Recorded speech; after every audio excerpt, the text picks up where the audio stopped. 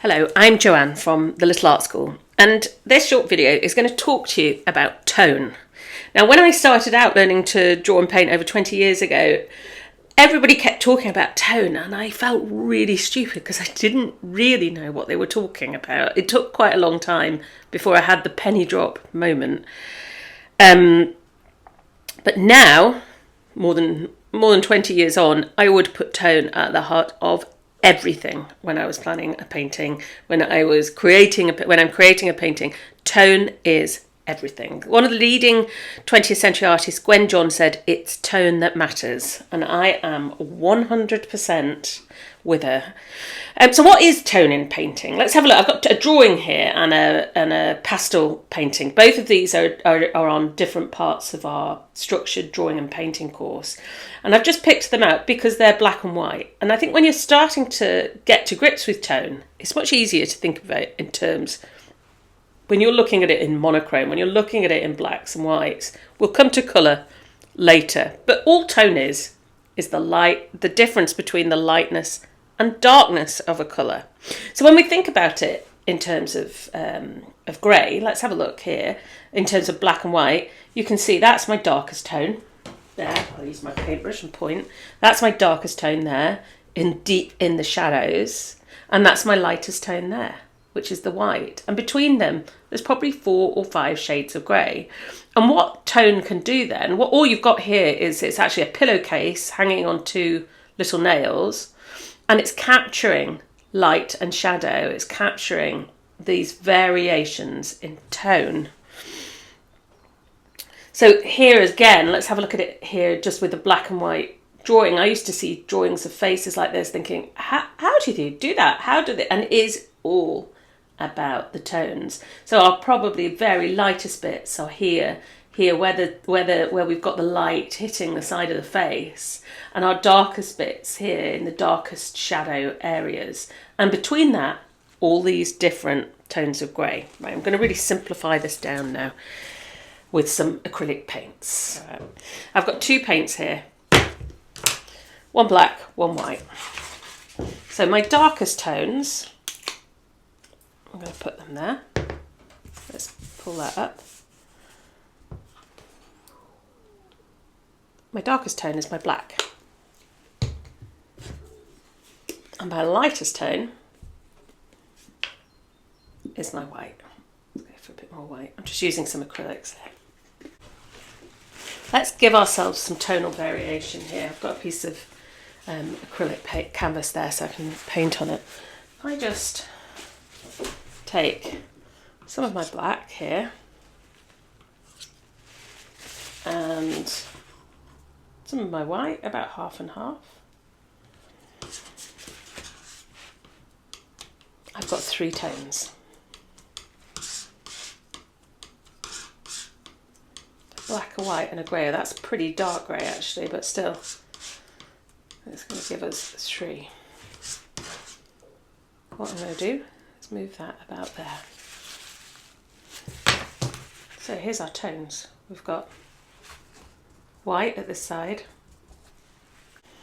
Grey not quite in the middle actually. I think I'm going to put it there. It's a pretty dark grey, that one.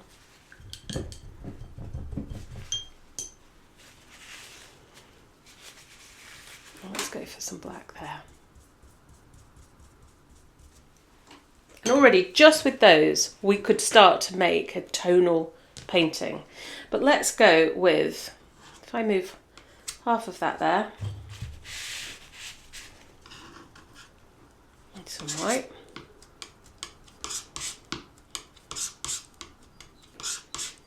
I've got a lighter grey.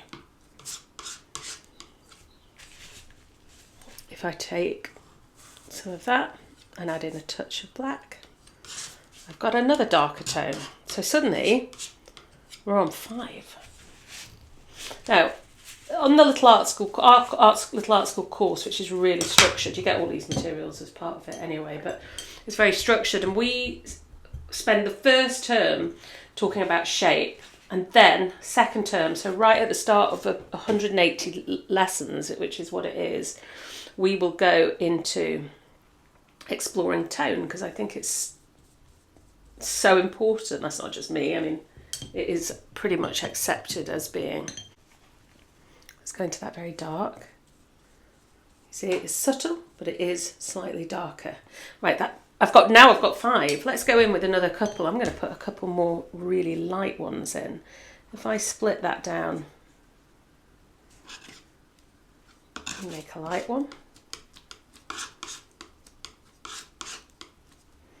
I split it again, but this time just use what's on my palette knife, nothing more.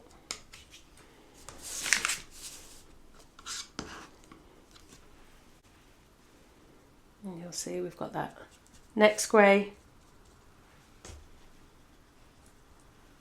and then something in between. And suddenly, look, here we go, we've got 7. Now you could do that, you can stretch that out, do 10, I usually go with a band of about between 8 and 10. I'll have my white on this side, I've got my black on the other, and I will build my tones. And quite often when I'm painting, I will do a tonal underpainting first. I've got one here, I'm going to bring it in, it's enormous. This is a huge painting, it's not really ideal for this, but it's just the only one I've got on the go at the moment. I've got the green on in the background, but here, my figures are just done. I've started adding a bit of blue, but mainly my start is black and white because getting the tone down is so important. And from there, then I'll build up and go on to the details. But the tonal underpainting is the key. Take a look at this black and white photograph of seed heads. So honesty, the honesty plant, and it's the seed heads which dry so beautifully. Now, if you were drawing this or painting this and you're looking at it, and I would often start with a black and white image before I even think about moving on to colour. I'm going to do my tonal study. Look hard at that. Can you see the very lightest lights? So where the light is shining on the seed head. Right, look for those almost whites. Now look for the bits that are almost black in 2 of the central ones. Very darkest darks, and then find 2 or 3 greys in between. Once you've got the shape in and you start to study that tonal contrast and accurately paint it, then you're painting tonally. Generally what we're looking for is light and shadow, and it's the Little Art School course is 180 lessons, and what I repeat again and again and again throughout, from starting off with basic watercolours to finishing with highly complex oil portrait, I just constantly talk about light and shadow. And now take a look at this picture of a tree. I remember the first time I understood the concept of tone, and I could see how it was applied to drawing and painting. I was looking out of my window at a tree, and it was all like summer leaf glory, you know, when the leaves are those beautiful deep greens, and I could suddenly see the darkness of the shadows and the light hitting the leaves, and it was a penny drop moment. It was like I could feel it. It was like the first time that I put glasses on when I got a prescription that I needed glasses. It was instant. I get it. I get what they're talking about now, what the books are talking about, what everybody's talking about in terms of tone in art. Look, I can see those dark parts, the shadows, and I can see the light. Look at it here. I again, as well as looking at it in black and white, another really helpful way when you're really starting out looking for tone is to half close your eyes. Half close your eyes, and it takes away the detail, and you can see the darkest dark there in the trunk, in the shadows of the leaves, and then you can see the lightest light where the light is coming through. Right, have a look at this. This is the colour picture of the tree. Having seen the monochrome first, I think it can help to see the lightness. So look at it. Can you see the deep dark greens and the lighter greens? In our course, we start looking, if I bring you back here to this, we start looking at tone, as I said, in term 2, so it's like lesson 11, we really start to focus on tone. And we start with a white, a grey and a black, and then we build it up and start to add more tones. But then we start with a single colour. So let's do the same here. That's that's tone in black and white. But what about if we add a colour in? So I'm going to do it with red. Here, I'll give myself a big lump of red. I'll go down here and I'll go white. And a touch of black. Usually I would mix when I'm colour mixing to get more subtle tones. I'd probably mix it with opposite on the colour wheel, but I don't want to complicate it here. I want to keep it as simple as possible. We want to be thinking about the palest tones and the darkest tones. So here in the middle is going to be my red. But if I want a nice pale tone, let's split that white there, and I'll take some of my red, and that will give me a nice pink.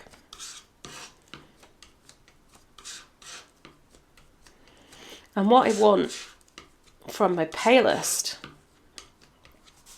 tone here is a very, very pale pink. So just what's on the palette knife there.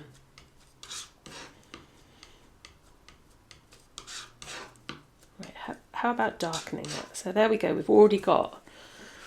got 3 tones: a light, a middle, and a definite middle there.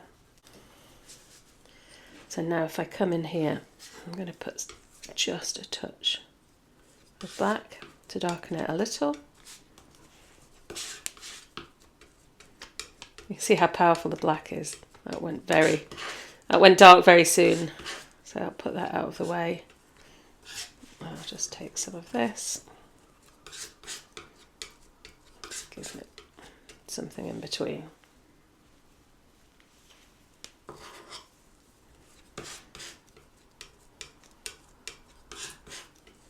There we go. That's 5. Right. That is a tonal. We've got a tonal ladder there in a single hue. Hue is just another word for colour. All these terms just threw me when I was learning to paint. I had to create my own dictionary. It felt like artists were talking a language I simply didn't understand. But once I'd got to grips with hue, that's the colour. Tone, this is this variation here. Tints, which means adding white. It all started, the language helped actually, using the terms helped me as I developed as an artist. But how could we use something like this? Well, I'm going to move this out of the way. Bring in just a little bit of canvas.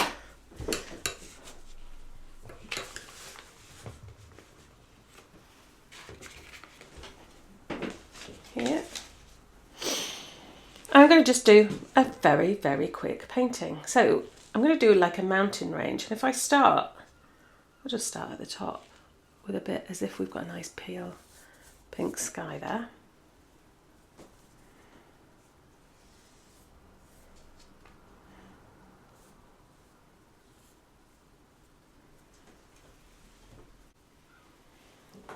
And if I come on, let's do the most distant mountain range in the next tone up. As things move further away, the general rule is that they become lighter.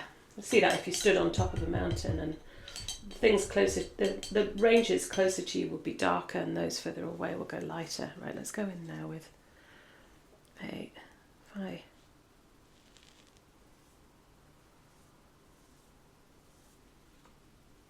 Oops.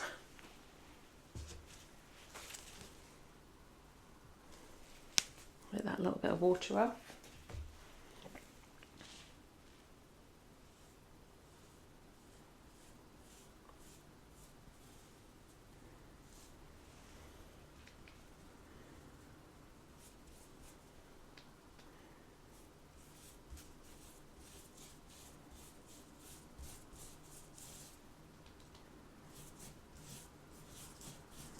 Well, let's add a slightly closer one.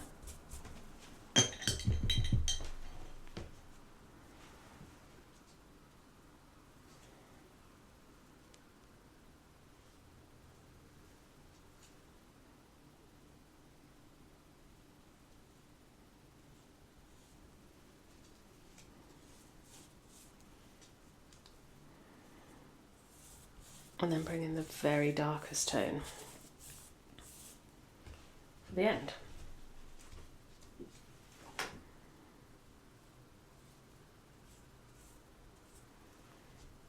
And there, with one hue,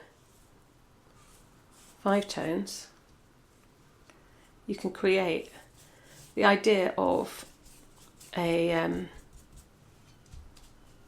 of mountain ranges disappearing off. You could do this in blue, you could do this in green. What we do in the course is we start with that single hue and then we add in another colour and then we add in 3 so that we're working tonally across. And I just think rather than trying to leap straight in by doing the complex, build it up with more simple paintings like this until the penny's dropped, until you go, right, tone. All it is lights and darks, and it's vital. So let's take a look now at this rose picture. And you can see here how you've got the darkest to the lightest tones. Can you see this? How would you paint that if you were going to paint it? Start with the shapes, getting the shapes of the petals, mix your tones from very, very pale pink to a darker pink, and you move between the petals with your tones. Now, some books, videos and art teachers use the term value instead of tone. All my research, it just seems to be interchangeable. Both of them mean the same thing, the degree of light and dark in a painting, which ranges from white to black. And the greys in between are called middle values or middle tones. Our course at the Little Art School here uses the premise that you start with a shape, then you think about tone, and then you move to colour. And we practice this in all media, from watercolour to oil to gouache, acrylic pen, coloured pencil, graphite, pastel. We tackle all of these. If you're looking for some ideas, here's some leaves, and you can see that we've got an accompanying blog post to this, and it's got all these as stills, so you can have a look at these. Leaves are a really good thing to get a feeling for tone. If you have a look at this chestnut leaf here, look hard at the black and white photo, look how the darkest darks at various points of the leaves, and then look for the lightest parts. If you do it in black and white first, then you could pick up some oranges or oranges, yellows and browns and have a go at doing it again. Look for the lights, look for the darks. So I hope that's explained a little bit about tone, and I am passionate about people understanding, like taking the mystery away from art and just feeling the sheer joy of painting. And I have had so much joy in the 23 years since I, as a very nervous adult, decided to take a leap and start. And it felt like probably one of the only things that got me going was my total lack of worry about looking stupid. So I would just ask the question again and again and again until I could work it out. I could work out what tone meant, what value meant. What did acrylics do? What do watercolours do? What do gouache do? What do all these different things do? And that's, our course is about breaking it right down. We start with how to draw a line and how to hold a pencil. And we finish with complex, beautiful paintings in oil. And throughout, our students, our many, many hundreds of students across the UK have said to us that it just brought them so much joy and really helped to build their self-confidence. And we'd love you to join our Little Art School family. So visit our website, www.littleartschool.co.uk, and find out all about how you can start on your Little Art School journey. We'd love to have you join us, and we'd love to welcome you to the Little Art School family.